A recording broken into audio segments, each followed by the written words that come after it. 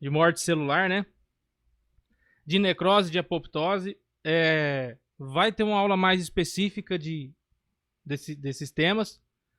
Uma aula onde a gente fala detalhadamente dos mecanismos de necrose, dos mecanismos de atuação na apoptose.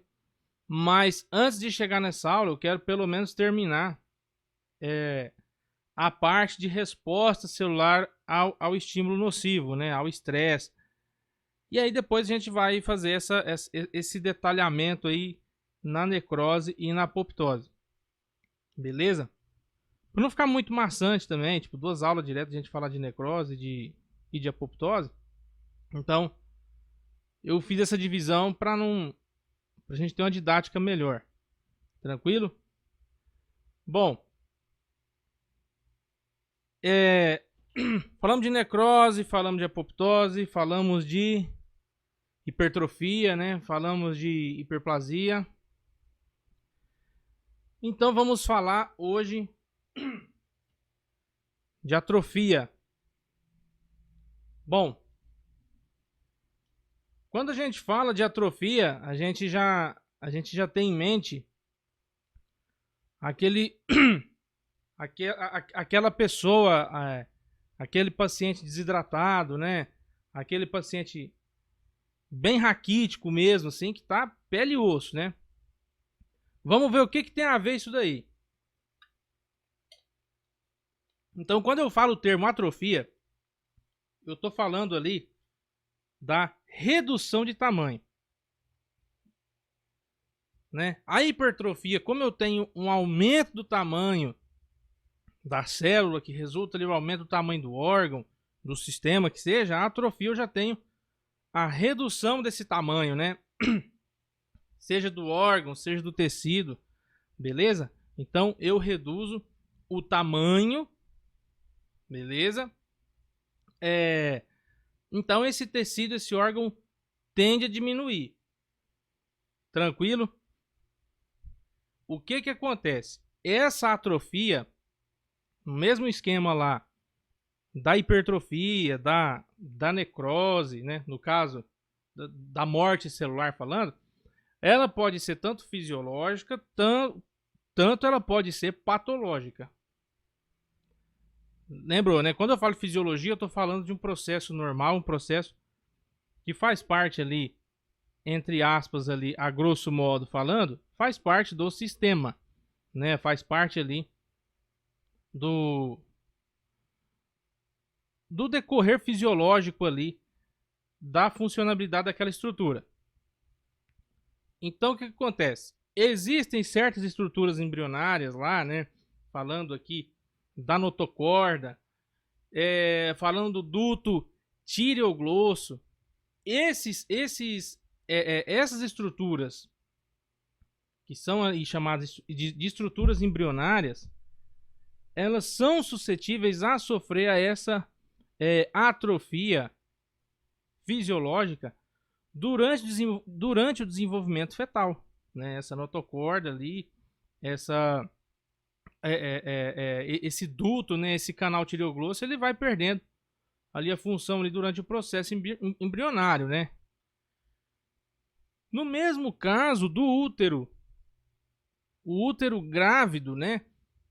Ele fica hipertrofiado, ele aumenta de tamanho e depois do parto, esse útero ele sofre uma atrofia fisiológica, né? Essa musculatura ela deixa de estar ali sobre tensão, sobre trabalho, né, constante ali, então ela tende a atrofiar, diminuir de tamanho. E essa atrofia, né, quando eu já falo de uma atrofia patológica, quando eu estou relacionando isso aí à doença, tudo vai depender da causa dessa atrofia. Tranquilo? Por que depende da causa?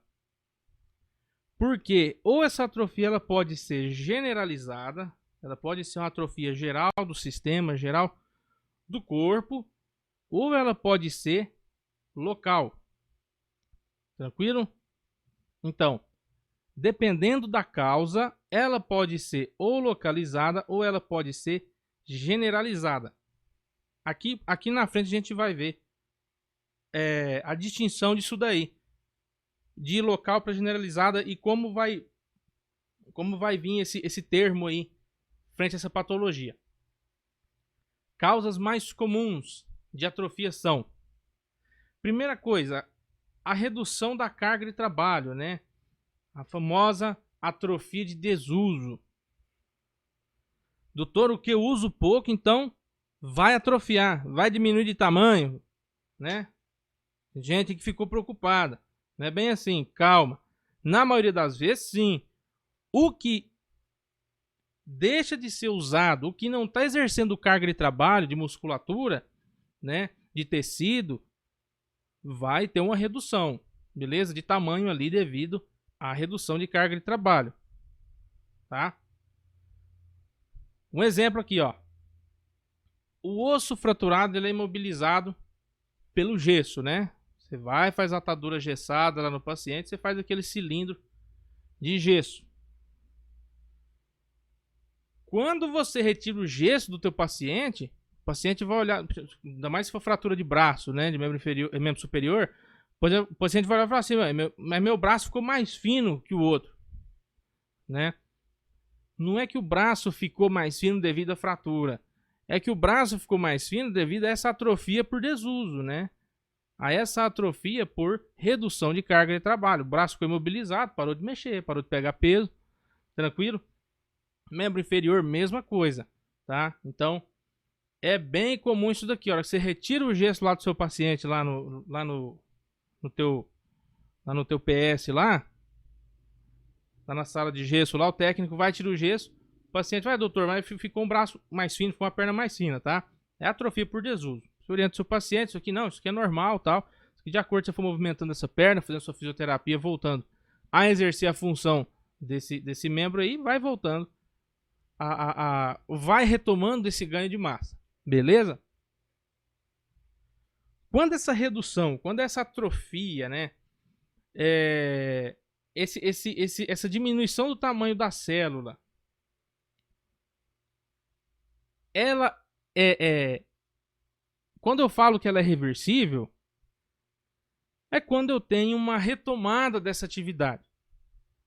No caso do braço e da perna, quando eu tiro o gesso. Quando o paciente volta a exercer a função daquele braço, daquela perna, quando ele volta a caminhar, quando ele volta a pegar peso de novo, volta o ganho de massa, beleza? Ela é reversível quando essa atividade física ou quando essa atividade funcional, ela é reiniciada, beleza? Mas o que acontece? Quando eu tenho uma exposição a esse desuso de uma forma prolongada, por mais tempo, né? Essa fibra muscular diminui em número. Eu tenho a redução de fibra muscular mesmo. Falamos do cara do gesso. Vamos falar uma situação pior.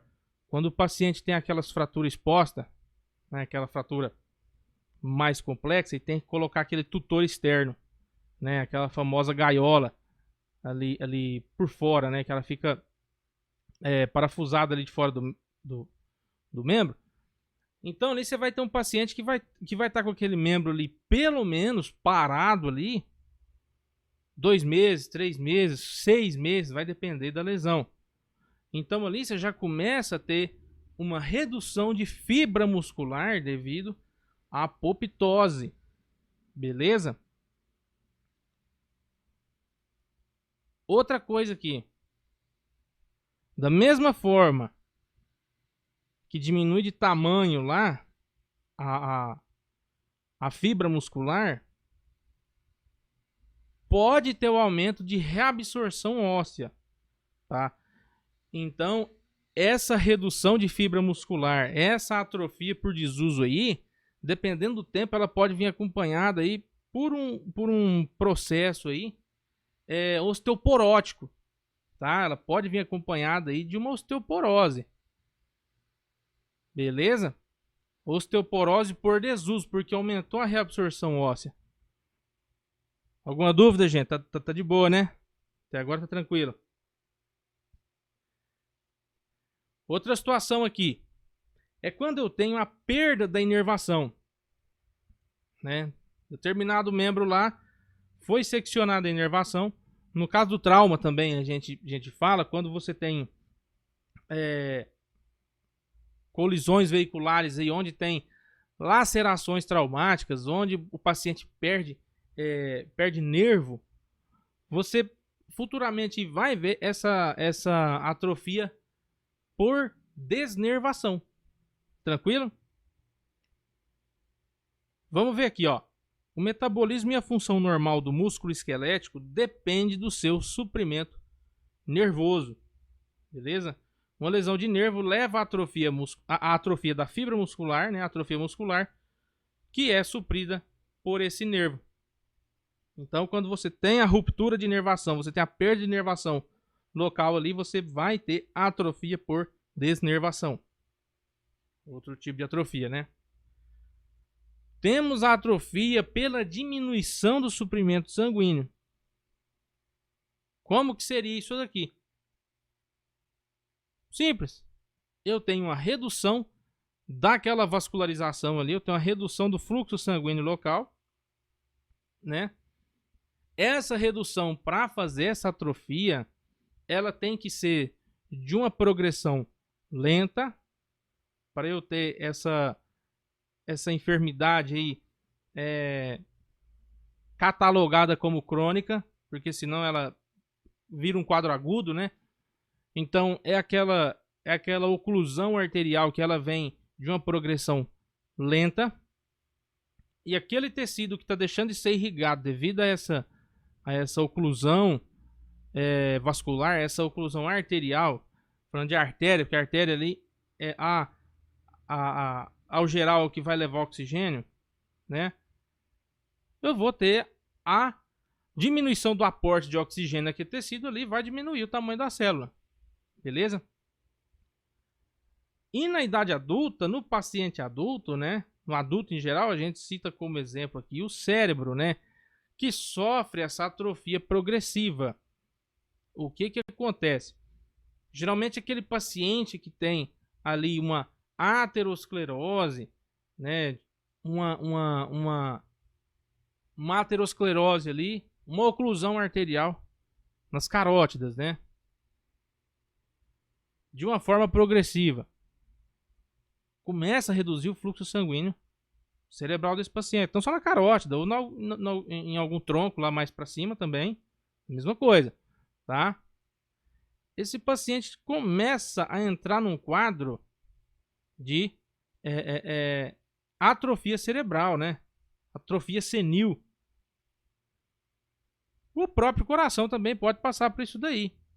Eu começo a ter aquela redução gradativa coronariana e essa musculatura do miocárdio aí começa a perder fibra, começa a diminuir de tamanho. Beleza? Aqui o exemplo cerebral que eu falei para vocês. Aqui nós temos aqui um cérebro normal, um cérebro aí jovem, né? Um cérebro de um adulto jovem. E aqui nós temos um cérebro de um paciente idoso, né? Esse paciente aqui tem um histórico de enfermidade aterosclerótica. Então você tem aí um adelgaçamento da massa, né? Da substância cerebral. Você tem um aumento do sulco cerebral, né? Desses espaços, dessas fendas, beleza? Então é bem visível. No exame tomográfico também você observa esse do jeitinho que está aqui no exame tomográfico, você observa esse aumento de tamanho do sulco cerebral, né? Desses sulcos, você observa a diminuição de massa, beleza? Bem comum isso daqui no paciente idoso. Uma nutrição inadequada. Aqui, ó, aqui a gente já começou a ver o exemplo da atrofia patológica localizada e generalizada. O que acontece? A atrofia localizada no braço, numa perna, né? Em algum membro lá que ficou engessado. E a generalizada, né? Nós vamos ver agora, que é o caso de uma nutrição inadequada. Como assim? é a desnutrição proteico-calórica, né? É o marasmo, é aquele paciente que está caquético ali. Geralmente aquele paciente que ele tem uma enfermidade inflamatória crônica, é aquele paciente que está ali sobre algum estágio ali de CA, de câncer, né? Então, você começa a ter ali uma má nutrição, ou pode ser, vamos citar o idoso ali, que não consegue mais exercer suas faculdades mentais, que tem que ser cuidado por alguém. Ou pode ser porque não está comendo direito mesmo, né? Ou pode ser que está havendo uma má absorção, beleza? Então, leva o paciente a entrar num quadro de desnutrição proteico-calórica. Vamos lá.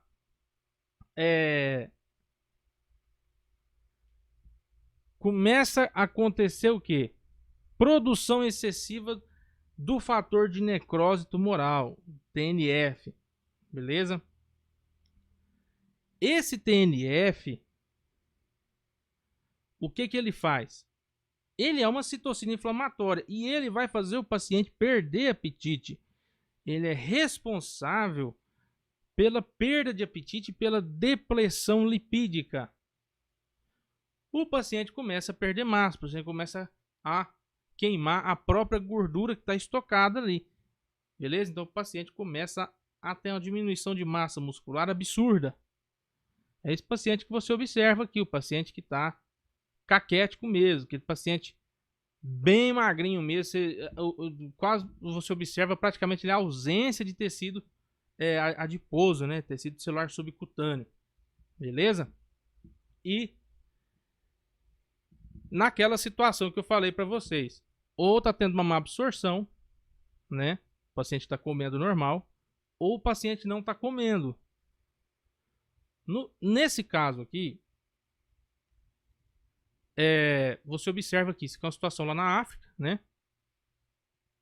Onde aquelas pessoas passam mesmo a falta, né? a falta de alimento mesmo. Então, o paciente não ingere comida, então ele não tem reserva para repor ali.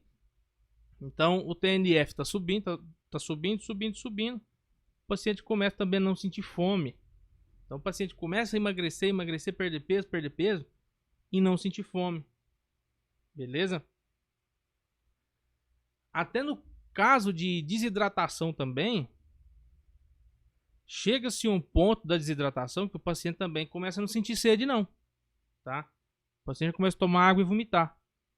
Nos casos de desidratação aguda, desidratação grave, se oferta água para o paciente vomita.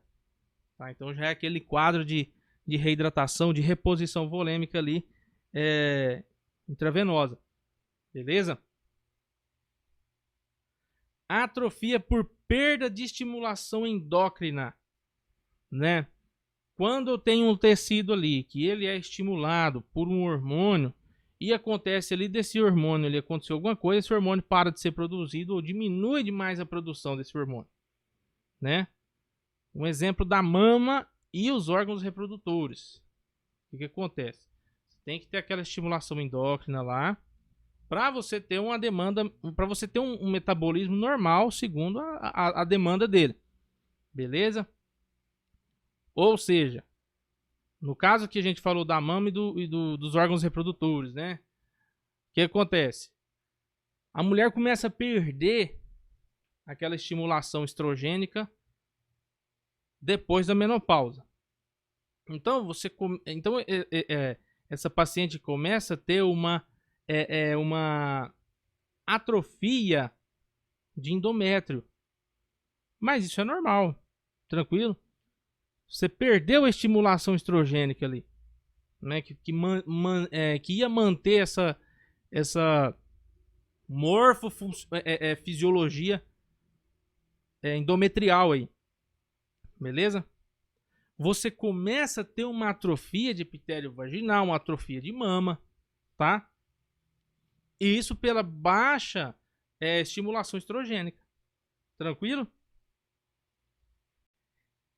E também a atrofia por pressão. A atrofia por pressão é a própria compressão tecidual mesmo, pressão de apertar, beleza? O que acontece?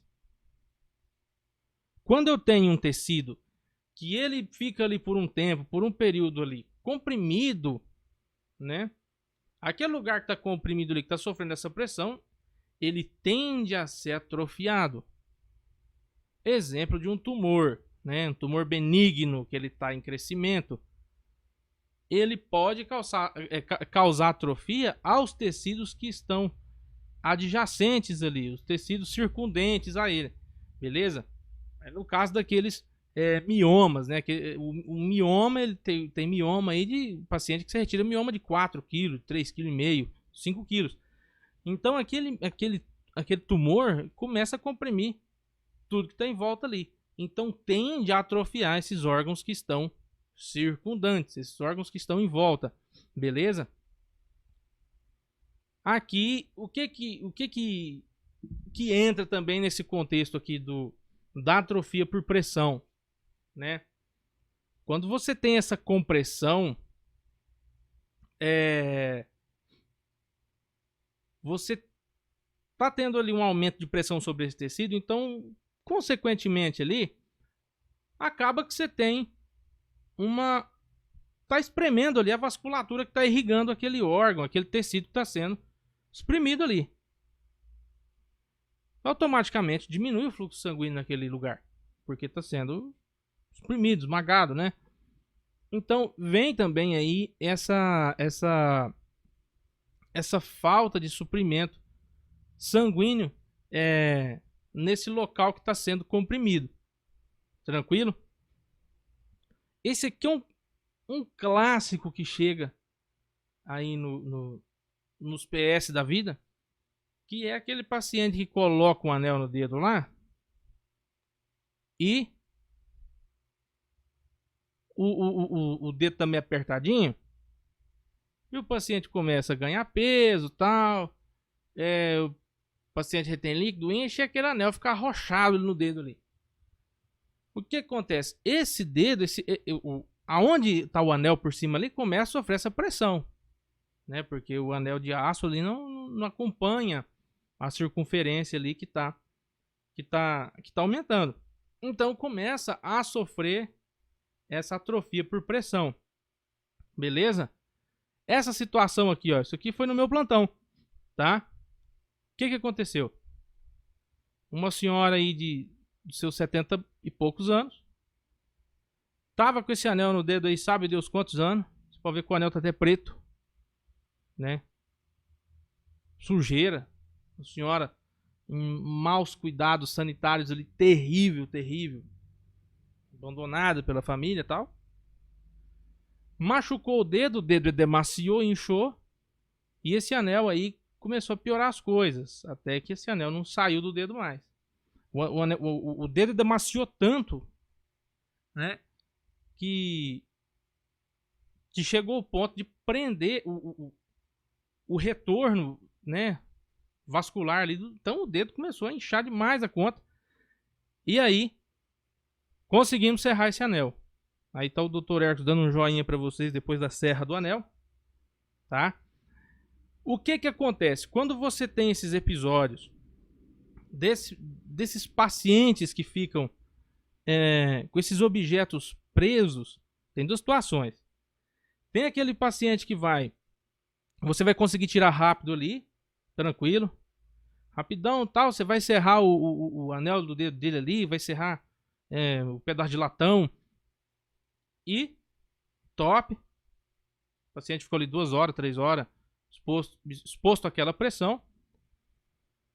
E também existe a situação daquela senhorinha lá que eu mostrei para vocês. Aquela situação que já vai estar ali, que vai chegar para vocês de 20 dias, tá? O que acontece? Geralmente esse membro ele incha demais porque esse paciente sofreu algum trauma nesse membro, nesse dedo. Esse paciente está com o dedo machucado, então tem foco infeccioso ali. Você tem uma ideia que a gente serrava esse anel aí, a gente ia passando a serra para serrar, ia pro lado de baixo, onde não fotografou, ia pingando pus ali. Então tinha um foco inflamatório ali, um foco infeccioso ali, terrível. Tá? Então ele vem associado ali a uma infecção já também, a um processo inflamatório. Beleza? Alterações celulares fundamentais associadas com atrofia são idênticas em todos esses tipos de atrofia que a gente viu aí para trás. Beleza? Em todos os tipos de atrofia, a única coisa que mudou foi só o mecanismo, foi só a causa da atrofia. Beleza? O jeito da célula atuar frente àquele mecanismo é basicamente o mesmo em todas elas, né? Então, primeiramente, você tem uma diminuição do tamanho da célula, né? Consequentemente, da célula e da organela. Então, você reduz a necessidade metabólica. A célula começa a precisar de menos energia, de menos nutriente para se manter viva, né? Então, a atrofia, quando ela é causada por uma redução gradual, né? Ela pode reduzir, ela pode chegar a um ponto de um má suprimento celular ao ponto dessa célula se lesionar de modo irreversível e morrer. Igual a gente viu lá na outra aula de necrose e apoptose. Beleza? E quando eu falo dessa apoptose, que ela é causada por essa redução gradual de suprimento sanguíneo, eu posso citar que foi por um mecanismo, seja por pressão, né?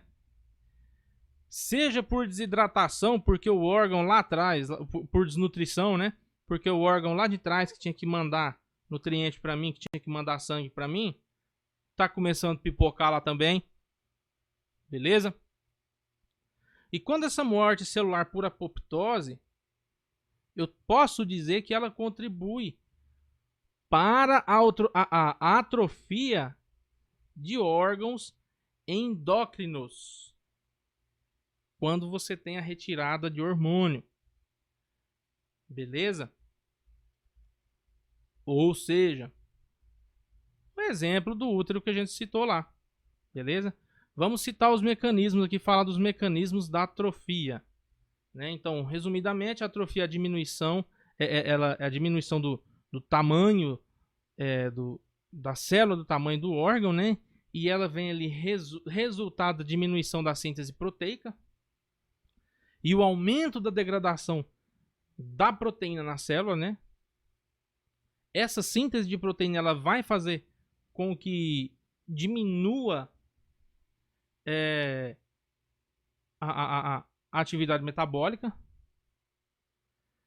E você tem essa degradação ocorrendo por uma via específica. Que via que é essa? Pega esse palavrão aí. Ubiquitina proteasoma. Beleza? Então, essa degradação da proteína lá na célula, né, dessa proteína celular, ocorre pela via ubiquitina proteasoma. Tranquilo? Quando eu tenho desuso ou quando eu tenho uma deficiência nutreica, isso pode ativar as ligações, né, as ligases da ubiquitina, que vai ligar o péptido da ubiquitina na proteína celular. Beleza? O que acontece? Essa proteína lá começa a ser degradada. Beleza?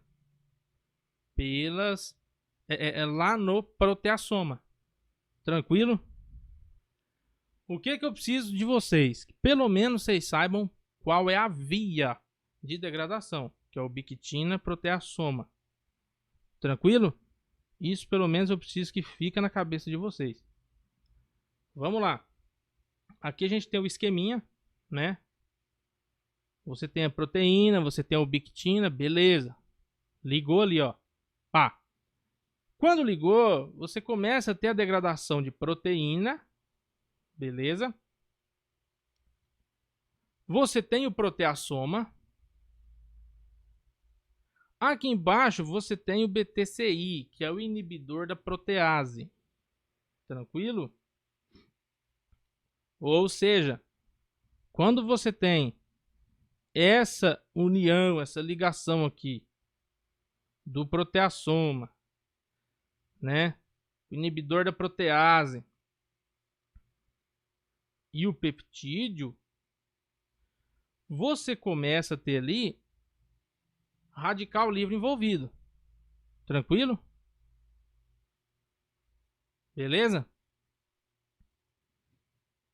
O que que acontece? Mitocôndria.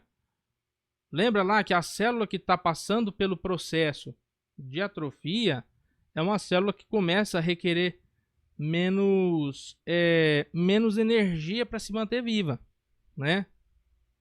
Então todo esse processo vai te induzir à apoptose até essa célula morrer. Tranquilo? Então a via da ubiquitina proteassoma, anota esse nome aí, perguntinha de prova, é o principal mecanismo para a catabolização, para o catabolismo de proteína no citosol e no núcleo de mamíferos, né? Possuindo aí enorme importância para destruição de proteínas durante o ciclo celular. Beleza? O que acontece?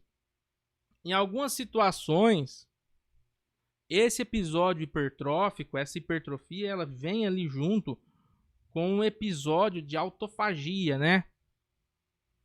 Você tem o aumento de vácuo autofágico. Então, o que acontece? A célula, entre aspas ali, começa a comer a si própria. Beleza?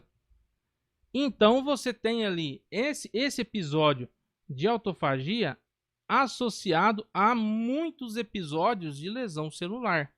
Tranquilo? É uma regra isso daí? Não é uma regra. Mas na maioria das vezes, a autofagia está associada a um tipo de lesão celular. Tranquilo? E, pela graça de Deus, terminamos aí a parte de atrofia.